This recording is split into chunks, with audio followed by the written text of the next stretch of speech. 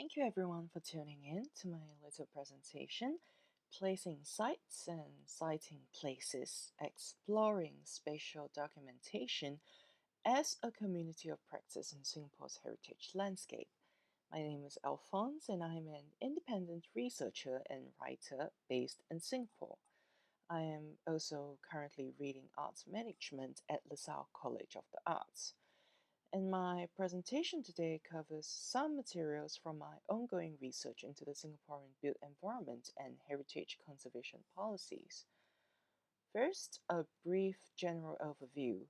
In spite of past debate and contestations, media and culture researchers and practitioners generally agree that online communities should be, with the exception of course a few key nuances, considered as communities in the traditional sense. While commonly rooted in specific cultural milieus and agendas, the robust functions and porosity of online communities to newcomers and existing participants do make them fertile grounds for, of course, explorations and studies into both the representational modes of the collective interest and how knowledge production revolving around a common concern could be effected and sustained. For Singapore's cultural heritage landscape, online communities of heritage enthusiasts, academics, and of course cultural practitioners are critical to the continual preservation and dissemination of images and social memories of spaces and practices which are frequently at risk and often unfortunately displaced due to increasing developmental pressure from contemporary neoliberal economic policies. In the context of Singapore's modernist architectural heritage, these communities are of exceptional importance, especially in terms of its relevance to cultural mapping and preservation, as the documentation of vernacular social memories are crucial to the production of counter narratives that challenge or otherwise add textures and dimensions to the Singapore government's own hegemonic pro development narrative, which more often than not does privilege corporate interests and also, of course, shape key urban planning legislatures. By thus becoming loci of invaluable archival vernacular materials that provide alternate entry points into the reading of modernist Singapore architectural practices, these communities enable vital social discourse about the relationship between the public and the greater built environment at large. Now, the history of a city is recorded in its building rights. Dr. Liu Tai-ke, Singapore's first master planner after its independence in 1965, in the foreword to Past, Present, and Future, Conserving the Nation's Built Heritage, a book published by the Government Urban Research Department, Centre for Livable Cities, or COC, which discusses the history of state-led architectural heritage conservation in Singapore. The sort of systematic urban development which would, of course, shape the architectural character of the city would not have occurred as efficiently as it did had there not been extensive planning policy. While there had been a general town plan prepared for the then colonial administrator Sir Stamford Raffles in the early 19th century, the unfortunate reality had been that well into the 20th century, until the post-World War II era, in fact, there had been no significant planning work done for the island, which resulted in massively congested slums in the city area and patchworks of settlements and villages scattered throughout the island territories. The colonial governments would draw up the 1958 Statutory Master Plan, Singapore's first, which regulated land use through zoning, density, and plot ratio controls, as well as reserving lands for various amenities and utilities. The Planning Ordinance, which would eventually become the Planning Act, was implemented in early 1960 to establish the general legal framework dictating the development and usage of land as described in the earlier master plan. When Singapore eventually attained self-governance in 1959, the planning team of the United Nations were invited to propose a long-term framework for urban renewal and assist housing problems and urban decay. The collaboration, of course, resulted in the concept plan of 1971, as indicated in the screenshot in the image above, and the formation of the Urban Renewal Unit, now the Urban Redevelopment Authority URA, which is Singapore's urban planning statutory board under the auspice of the Ministry of National Development, or MND. The concept plan and subsequent master plans from Singapore's independence onwards intensified land use drastically and cleared the slums in the city for redevelopment into lucrative commercial centres, while initiating massive public housing projects across the entire island, the result of which is the astounding ratio of over having 80% of the population living in public housing. And while the physical components of urban heritage is almost synonymous with architectural history, it is key to acknowledge that stylistic evolutions of architecture are emblematic of prevailing powers, both economical and political, which will, of course, shape the taste of those who can afford to commission building. The architecture of the people's dwellings communicates clearly the anatomy of social groups, and what is retained in the urban landscape reveals what the state prioritizes with regards to the urban built environment and the urban psyche in turn, just as much as what is demolished. As of the writing of this paper, more than 7,000 buildings have been conserved over the 4-decade-long of architectural conservation or state-sanctioned architectural conservation in Singapore, along with 73 significant works of architecture or spaces gazetted as national monuments and over 99 historic sites. However, it is interesting to note that only two, the Jurong Town Hall located in the west of the island and the Singapore Conference Hall located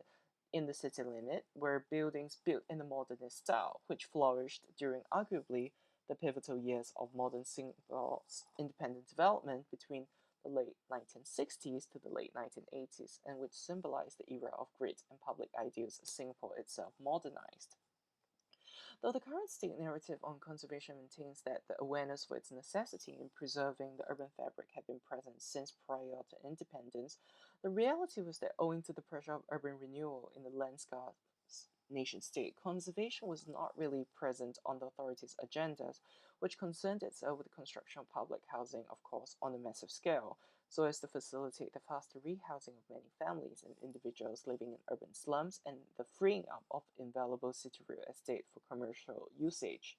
The lack of economic viability in conservation combined with the unclear effects on, or in fact just lack of maximization of land value, meant that apart from a few select sites which had religious and social communal significance, entire land plots were cleared to make room for new development. Formal infrastructure for conservation was only implemented in 1971 when the Preservation of Monuments Board was set up, which became the state apparatus to recommend sites and structures to the Ministry of National Development for gazetting and protection through the establishment of the Preservation of Monuments Act.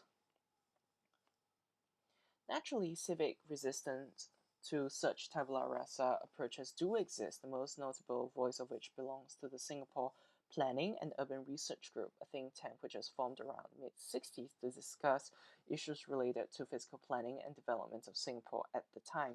comprising mainly young architects and planners throughout both private and public sectors. They were idealistic, passionate, and most importantly, energetic enough to articulate their wishes and plan proposals for the efforts to modernize Singapore. While the members of SPA went on to address what they would describe as two-dimensional plans of the time, which segregated land use into disparate functional pockets, and they counterproposed different typologies which would include multiple functional areas. The group would eventually deregister as a formal organization in the mid-1970s. Eventually, towards the end of the 80s, a key member of SPUR and an outspoken urbanist and architect William Lim would go on to found the Singapore Heritage Society, an independent non-profit organization advocating for heritage conservation in Singapore, which had a tremendous influence that led to the formation of the National Heritage Board, an official statutory board overseeing key heritage institutions, museum, and cultural promotion. Having established the context, it would then be helpful to examine the key term involved. As Lev and Wenger coined in 1991 in the book Situated Learning, Legitimate Peripheral Participation, and also presented here in an updated form, a community of practice is a group of people who share a concern or a passion for something they do and learn how to do it better as they interact regularly. This definition is porous and allows for, well, of course, not presupposing intentionality, because learning can be the main reason why such a community would coalesce or just an incidental outcome of the members' interactions.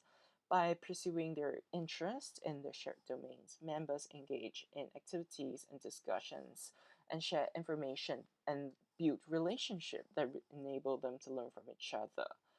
It is key to note that the members of such communities of practices are practitioners in that they develop a shared repertoire of resources, experiences, stories, tools, as well as lexicon, which is, in short, a shared practice. The relationality of a community such as this is as crucial as the existence of a common practice and its associated methodologies and processes. Alongside this, it will also be helpful to consider the current practices with regards to digital methods in media and heritage conservation. While being a relatively new field, such as the digital heritage or applying digital technology and computing practices to cultural heritage purposes, most applications predominantly are that of the creation, usage of visualization, data collecting mechanism for the built environment, both antique, such as in the case of archaeology, and contemporary, as in the case of many urban study practitioners. In recent years, owing to both the rapidly shifting environmental and natural condition and excess human influences in the form of capital flows and overdevelopment, the need for documentation methods of heritage that go beyond the metric-driven models of most visualization technology has become increasingly relevant and urgent, a situation which is, of course, exacerbated by the significant amount of resources, both financial and manpower, necessitated by interventions which would need to occur on a global scale. This could be and have been addressed through the democratization of the data collecting method and distribution of labor over a large and willing participant pool. Similarly, video hosting platforms such as YouTube could also be utilized as a way of crowdsourcing much needed documentation of key elements of at risk heritage, both tangible and intangible. The widespread usage of digital media ensures the longevity of memories in that not only are the materials hypermobile in transmission, they could also potentially reach a large audience who would then acquire these knowledges and pass them on to other interested parties or even later generations. In Singapore, heritage communities of practices are more often than not the result of extensive self-organizations, many of which occur organically as key figures produce cultural outputs which attract a certain baseline of consumers and participants, the process of which would grow continually until a threshold is reached until the participants are more engaged, taking more active roles and beginning correspondence that lead to tangible contribution of personal archival materials. The type of platform used when creating and managing such communities is essential to how successful a community can migrate from just an online community to an online community of practice, which could then double as a community archive. Interactivity is a key element as it allows for all parties to maintain an active sense of rapport through direct communications, as are features that allow for users to effect a tangible and somewhat permanent change or addition to the virtual environment, such as adding files and text, which grant the users a sense of ownership in maintaining and contributing to the community. The granularity of expertise in practice between newcomer